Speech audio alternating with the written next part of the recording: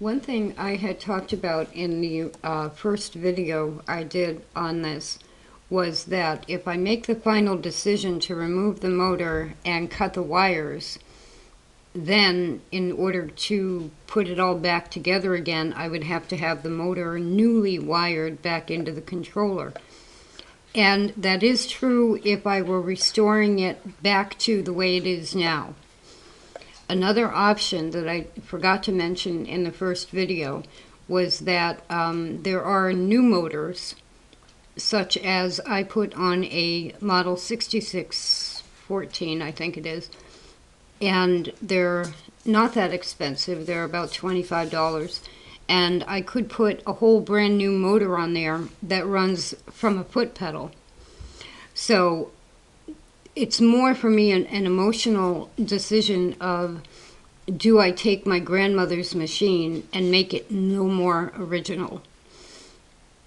Because in this case, for me, if I do remove all the motor and the light and put a hand crank on it and use it that way, if I did ever decide to make it electric again, I probably would buy a new motor and use it with a new motor instead of going through the expense or bringing it to an electrician to have it wired like this again. So the reason I'm taking my time to think about this is because once I take this all apart finally and decide to cut those wires, then it's not going to ever go back to being original unless I have it all rewired. The other thing is, someone on Treadalon had mentioned that I could just take the machine out and put it in a reproduction base, and I hadn't even thought of that, and that's what prompted me to think, well, wait a minute, I can just leave the motor attached to the case for now.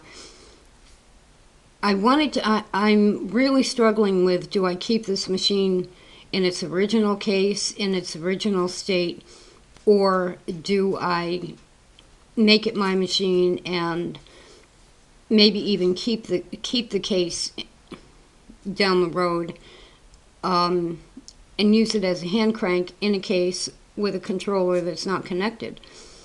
There are a few options here, and there are reproduction bases that you can get.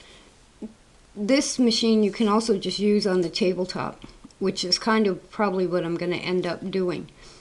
My main concern is that other people had mentioned the bobbin winder may not line up. And I know there are ways to get around that. But I think once I do this and get a hand crank on there and sew with it a little bit, I'll be able to know whether or not I want it as a hand crank or as an electric. So in a moment I will start taking the light and the motor off.